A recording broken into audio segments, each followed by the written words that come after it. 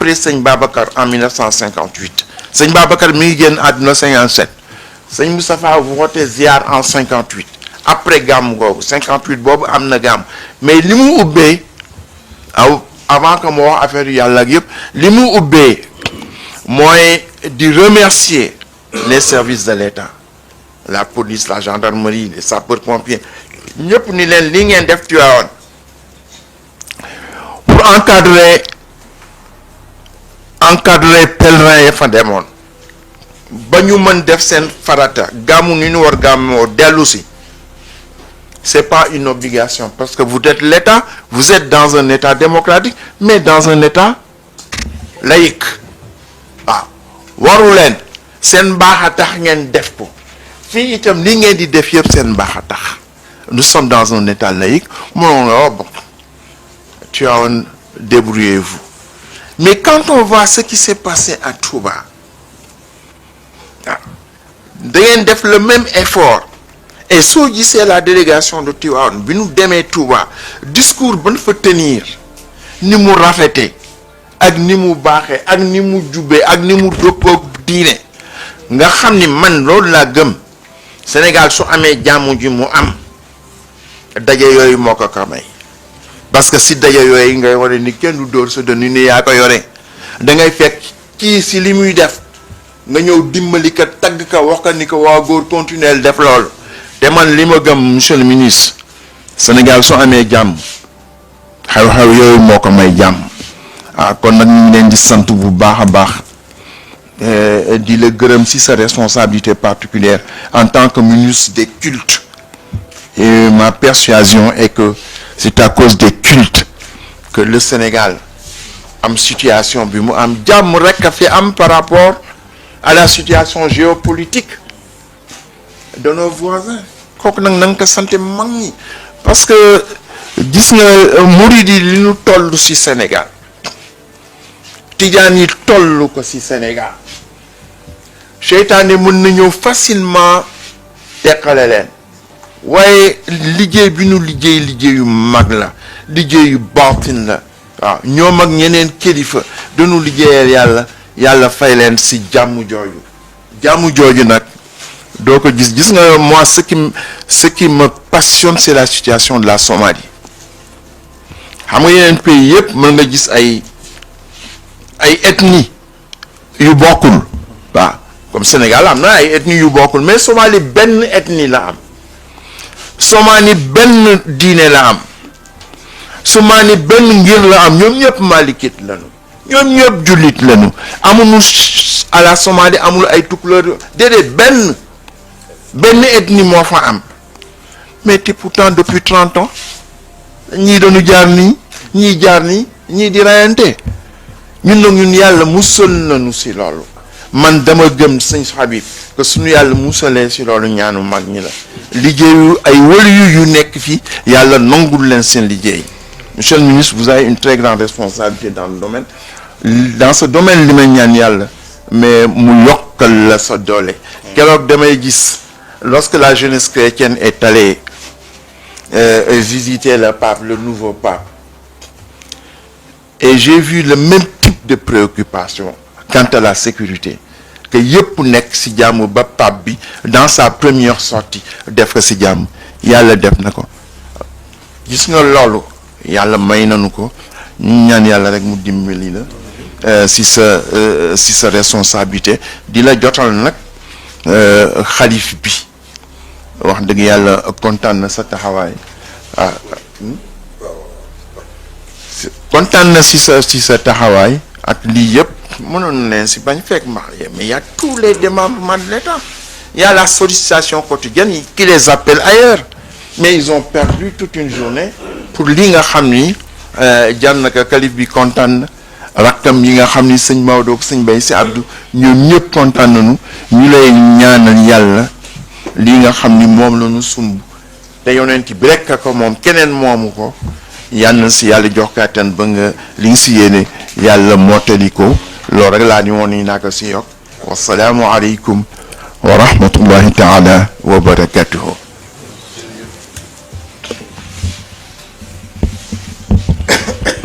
Merci. Seigneur Mansour Sy Djamil, notre modèle de vivre ensemble est un legs que nous ont laissé nos anciens et qu'il nous faut cultiver et renforcer. Et justement, nos grandes cérémonies religieuses sont souvent des moments où nous manifestons tous notre vouloir vivre commun. Nous renforçons par là notre cohésion nationale. Et la cohésion nationale, c'est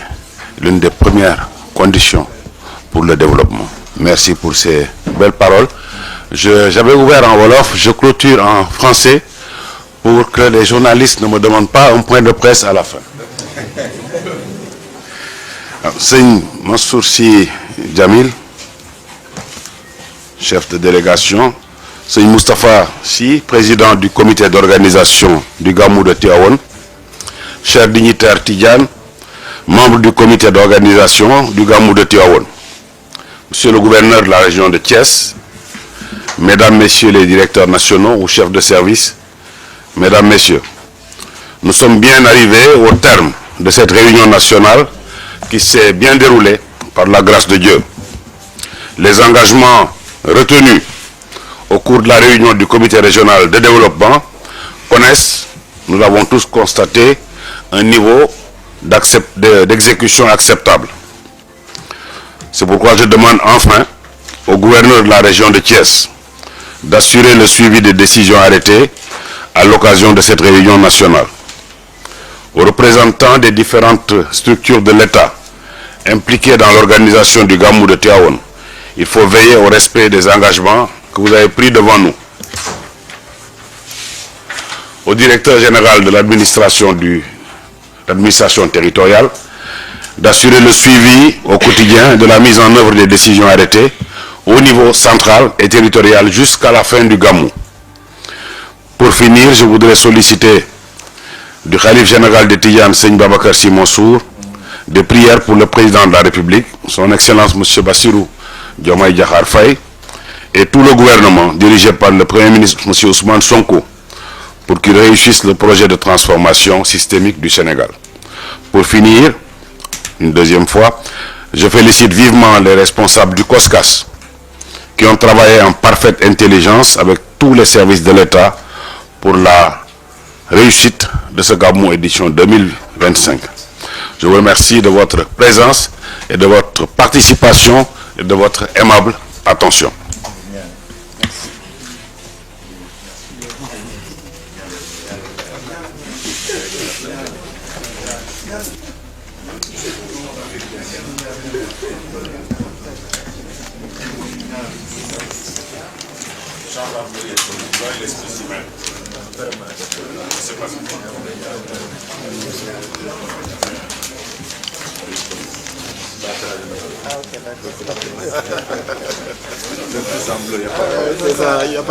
mbokk yi ñu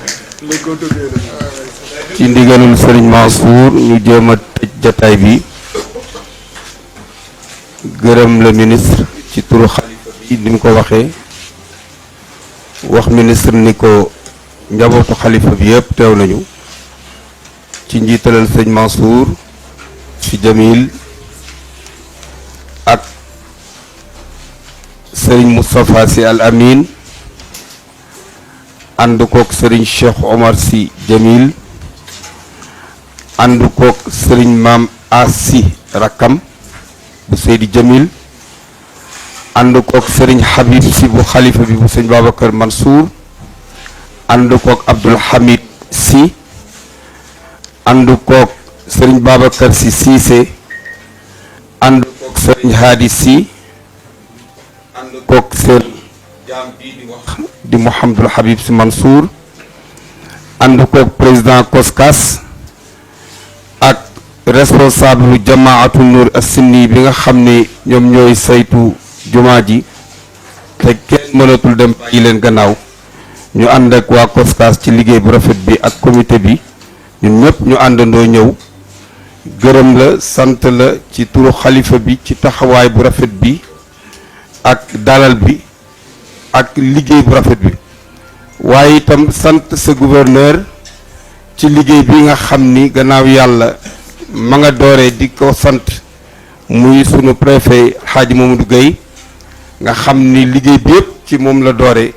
mu yéegal ko ba ci gouverneur rafetal ko ba indi ko ci yow ñoom itam ñu ngi leen di sant sunu maire di ko jaale rakkam ji nga xam ni génn na àdduna barki démb di ko ñaanal yàlla xare ko aljanna di nuyu sunu jarbaat président conseil départemental waaye di nuyu chef de service yi fi nekk yëpp di la wax ni monsieur le ministre ñu ngi lay yóbbante nuyoo ci le président de la république ci turu xalif bi nga santal nu ko gërëmal nu ko santal ñu le premier ministre di la sant yow itam également ci sa taxawaay di la ñaanal yàlla mission bi yàlla na ko yàlla mottali di wax ni ñëpp ni leen gàmmu gàngoog na ñëpp ñëw ci jàmm te ànd ak yar ak teggin ak dal ak xam ni fi ñu jëm si comme ni ñu koy waxee rek ka fa tëdd ku mat a bàyyi xel la muy Seydi Hadj Malick ak njabootam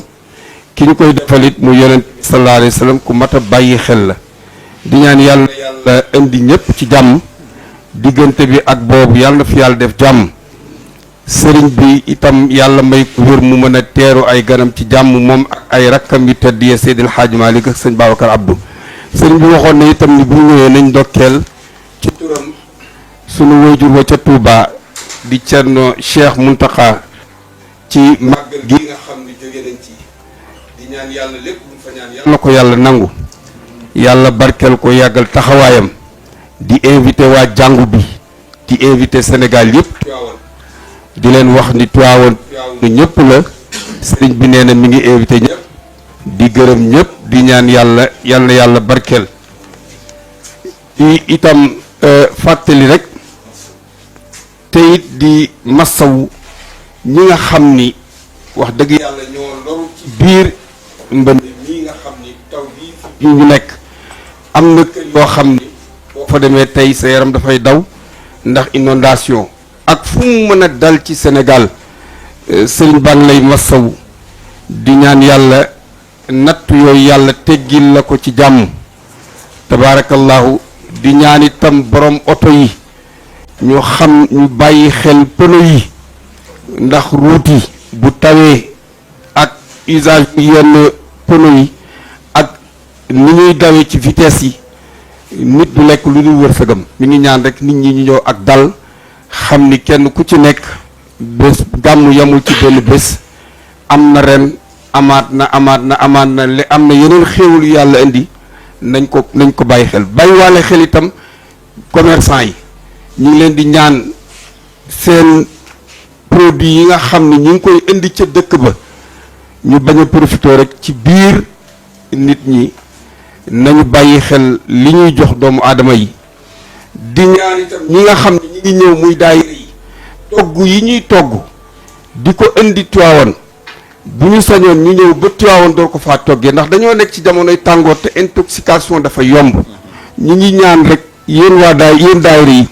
ku ciy togg ñëwal ba Tiwaawan nga soog a togg li ngay togg mais togg dara fanaanal ko 24 heures indi ko mën nga koo jiiñ commerçant wala kenn fekk yow mi ko togg la yooyu yëpp ci wàllu sécurité la te bu ñu sañoon ñëpp ñëw ci jàmm delluwaat ci jàmm waaw bu ko defee rek loolu rek lañ ci doon wax ak it di ñaan waa Tiwaawan yi ak ñi nga xam ne ñi ngi ñëw mooy réseaux sociaux yi comme ni ñu ko waxee woon rek jël sa téléphone di def sa live dem ci ruq di fa wane lu la neex wala ngay wax lu la neex loola du Tiwaawan dama wax ni Tiwaawan gàmm gi moom dëgg-dëgg Tiwaawan waxoon naa ko barki démb Seydi Hadj Malick ak ñëpp a ko bokk ku ñëw sa Tiwaawan jënd fa sa kër tabax fa liggéey fa def lu la neex gàmmu sa gàmmu bu la neexee lu la neex nga def ko fa waaye nag gàmmu moom dëgg-dëgg li maam El Hadj Malick waxoon rek naafila yu doy jàng alquran julli ci yonent bi loolu mooy gàmmu waaye lekk lu neex tëdd fu sedd sañse def yëfu ndaw kundaay yooyu moom nañ ko bàyyi gouverneur rek ñi mu àndal tabarakallah macha allah di ñaan yàlla it yàlla nañ yàlla may zéro accident yàlla bu benn accident am tabaarakallaahu ñi ngi ziar ñëpp di ndokkeel ñëpp di wax ni itam am na benn itam nouvelle boo xam ni sëriñ bi bëgg na ko waxtaan naa ci sëñ Moustapha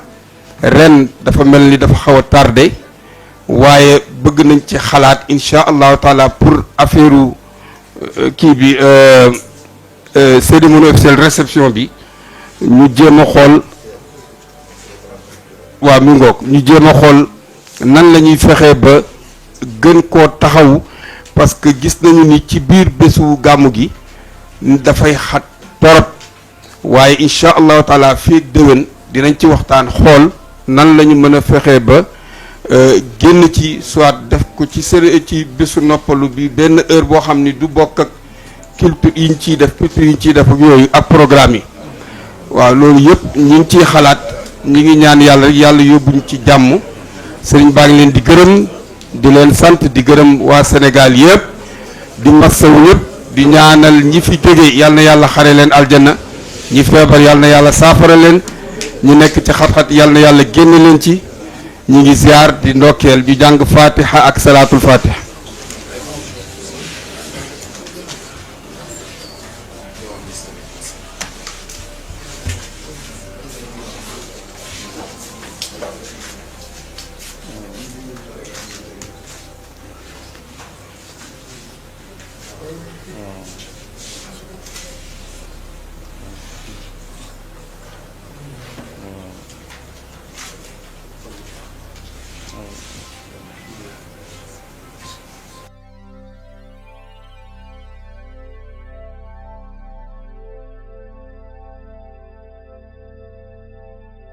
تعاظم ذاتك عن المثال والشريك والنظير والصحابة والوزير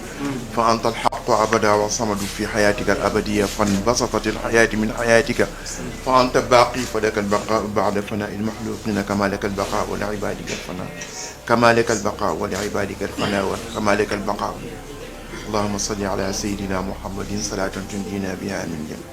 والآفات وتقضي لنا بها جميع الحاجات وتطهرنا بها من جميع السيئات وترفعنا بها عندك أهل درجات وتبلغنا بها أقصى الغايات من جميع الخيرات في الحياة وبعد الممات إنك على كل شيء قدير إن الله وملائكته يصلون على النبي يا أيها الذين آمنوا صلوا سبحان ربك رب العزة عما يصفون وسلام على المرسلين فقرع يا باب الغير يا ربي لم يفد لذاك صرفنا نحو بابك وجهتي وبين يدي مولاي ما زلت واقفا ظليلا حاقدا مستغيثا لشدتي آمين آمين آمين يا رب العالمين.